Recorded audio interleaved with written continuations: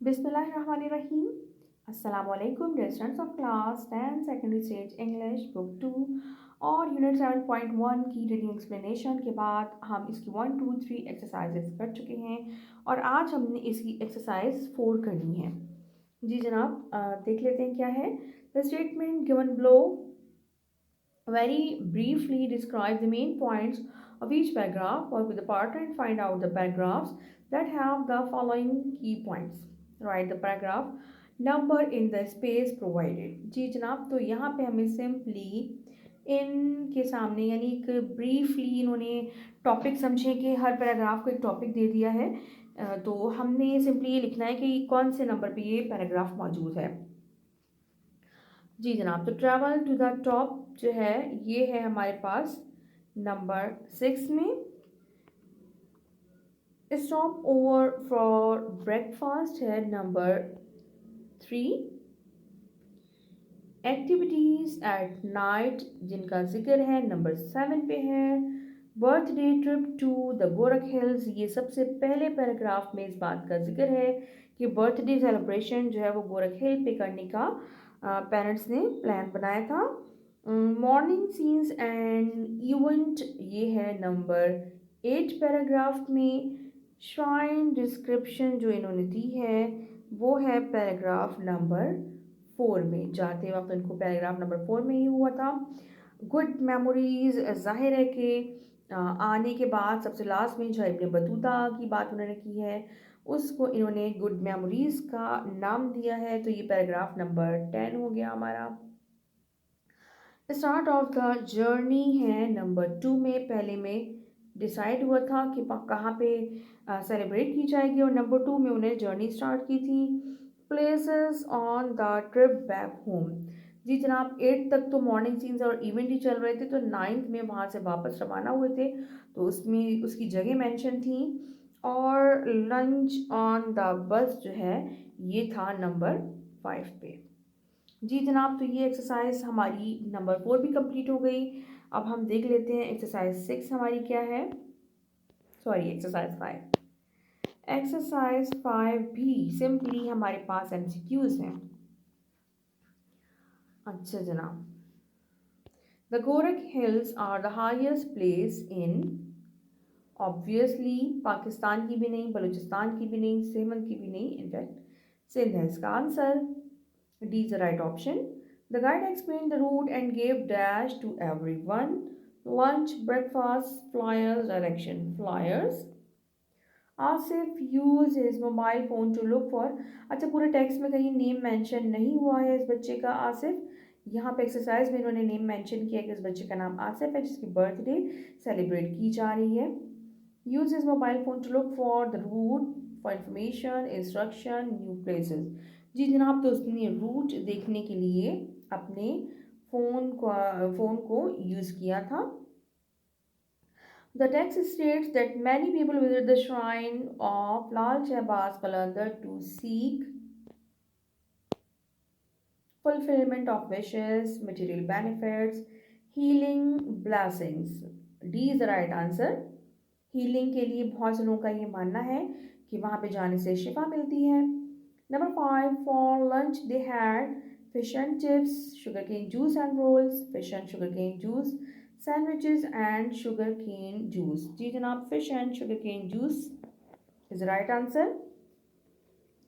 At night, they could hear the sounds of dogs barking, wolves howling, water flowing, many animals. To be very honest, इस तरह की कोई चीज़ मुझे इस text में नहीं मिली। ऐसा कोई जिक्र नहीं है। जो आवाज़ें जिनका जिक्र है वो सुबह में जब वो सनराइज़ देख रहा था और उसकी जब बर्थडे हो रही थी, केक वगैरह कट किया जा रहा था, जब उसने जो जिक्र किया है वो शीप ब्लीटिंग की जो है वो जिक्र मेंशन मतलब वहाँ पे मेंशन हुआ है उस आवाज़ का। रात में जो जिक्र मेंशन जो है इन्होंने किया है, रात में जो मेंशन हुआ है वो आवाज़ है वुड की क्रैकलिंग साउंड। जो वो बॉनफायर उन्होंने किया था उसमें लकड़ियों के जो बर्न होने में जो चटकने की आवाज़ होती है उसका जिक्र था। यहाँ पे पूरे टेक्स्ट में कोई ऐसा जिक्र नहीं है कि कौन से जानवरों की आवाज़ आ रही थी। तो अब मैं नहीं समझती कि इसका क्या होना चाहिए, क्योंकि देखिए डॉग्स और वुल्व्स जो है, डॉग्स तो नॉर्मली आबादियों के करीबी होते हैं, और वुल्व्स होते हैं, तो उससे जो है वो एक खौफ का तासुर आता है। अगर वुल्व की आपको आवाज़ आ रही है रात में सन्नाटे में, अगर आप कहीं मौजूद हैं हुँ, ऐसी किसी वीरान जगह पे और आपको वुल्फ की आवाज़ आ रही है, तो ज़रा एक खौफ़ का तासुर आता है।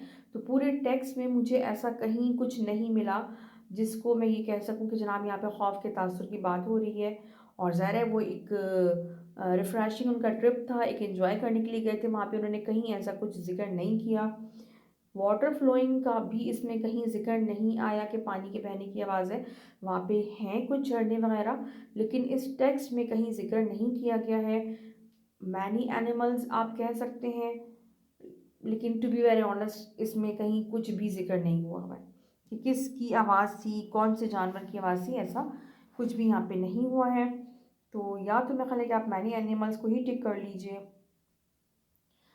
अच्छा जनाब, there was more greenery on dash of the river, on the right side, on the left side, the bank, the both sides. अच्छा जनाब, तो उसमें अगर आप लोगों ने देखा हो, उसको पढ़ा हो, तो मतलब उसको आपने अगर याद हो, तो उसमें ज़िक्र था कि राइट साइड पे अ, अब जब हम वहाँ जहाँ पहुँचे वहाँ पे it was greener then the right bank. ये है the landscape here was greener as compare to the right bank. यानी जब वो वापस आ रहे थे और लेफ्ट बैंक पे ट्रैवल कर रहे थे, जब उन्होंने कहा था कि landscape here was greener as compare to the right bank से ज़्यादा ग्रीन था, that mean they are talking about left side.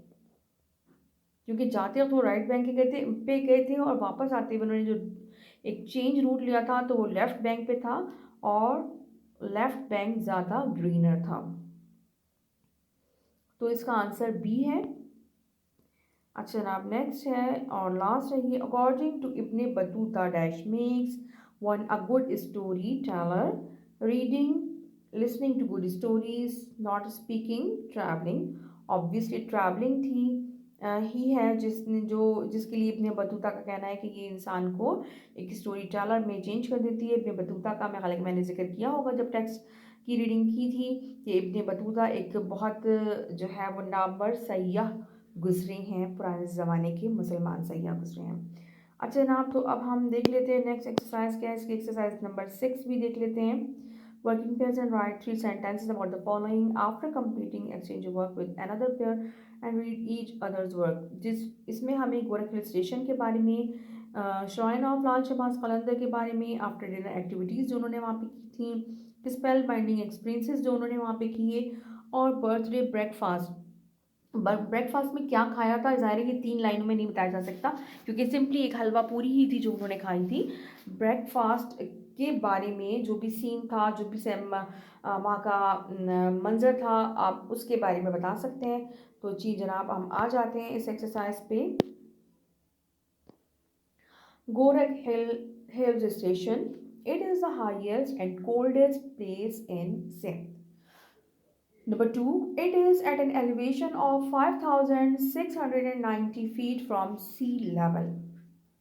Number three, it falls in Dadu district। तो ये तो गोरख हिल स्टेशन के बारे में 3 सेंटेंसेस हो गए। उसके बाद श्राइन ऑफ लाल शहबाज कलंदर के बारे में हमें 3 लाइनें लिखनी हैं। People from all walks of life come to pay homage. हर ज़िंदगी के हर शोबे से ताल्लुक़ रखने वाले लोग यहाँ पे नजराना अक़ीदत पेश करने आते हैं।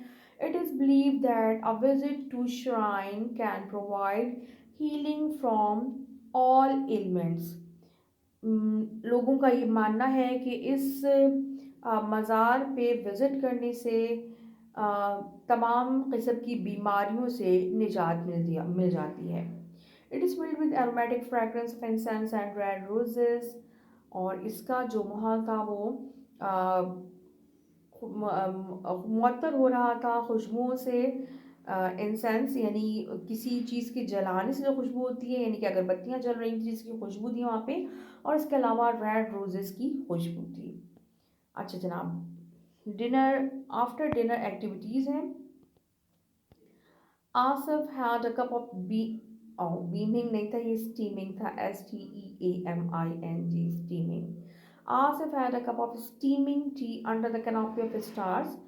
Steaming tea means भाप उड़ाती हुई चाय का कप उसने जो है वो एंजॉय किया था कैनोपी ऑफ स्टार्स के नीचे. दे लिट बॉन फायर, उन्होंने बॉन फायर वहाँ पे जलाई थी.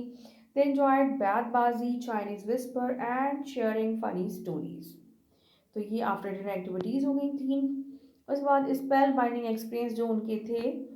Asif spectated the most spectacular sunset, जब वो वहाँ पहुँचे थे और वहाँ से उन्होंने अपना टेंट फिक्स किया था, तो उसके साथ ही उन्होंने ज़ाहिर है कि सनसेट का एक खूबसूरत नज़ारा किया था. ही enjoyed the site of wide stars, wide spread stars. हो जाती हैं गलतियाँ इंसान से. ही enjoyed the site of wide spread stars, उसने दूर तक या ताहिद निगाह तक फैले हुए सितारों का नज़ारा किया, जो कि हमें इन शहरों में रहते हुए बिल्कुल भी देखने को नहीं मिलता है. He witnessed the most mesmerizing sunset, और सबसे ज़्यादा उसने जो जिक्र किया था सनराइज़ के बारे में कि वो तो सबसे बेहतरीन मंजर था. ऐसा मंजर जो उसने सिर्फ मूवीज़ में देखा है या शायद पेंटिंग्स में ही देखने को मिलता है. अच्छा जनाब, उसके बाद ब्रेकफास्ट, बर्थडे ब्रेकफास्ट. जी, they had their breakfast with the backdrop of mesmerizing sunrise. उनका जो ब्रेकफास्ट था वो उन्होंने मशहूर कुन सनराइज के पस मंज़र के साथ किया, बैकग्राउंड में यानी सूरज तुलू हो रहा था. Birthday breakfast comprise of birthday cake and halwa puri. Birthday का जो नाश्ता था वो उनका केक पे, बर्थडे केक पे और हलवा पूरी पे मुश्तमिल था. They enjoyed the birthday breakfast with descending clouds floating around. Sheep were bleating at a distance, and the ambience was filled with the fragrance of different herbs.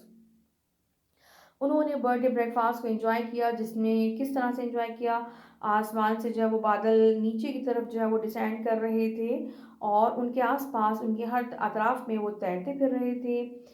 थोड़ा दूर से जो है वो शीप यानी भेड़ों की बोलने की आवाज़ आ रही थी और जो एम्बियंस यानी जो पूरा एनवायरनमेंट था, जो माहौल था, वो डिफरेंट हर्ब्स की फ्रेगरेंसेस से फिल्ड था. जी जनाब, तो एक्सरसाइज 6 भी हमारी हो चुकी है. एक्सरसाइज 7 जो कि क्वेश्चन आंसर पर मुश्तमिल है.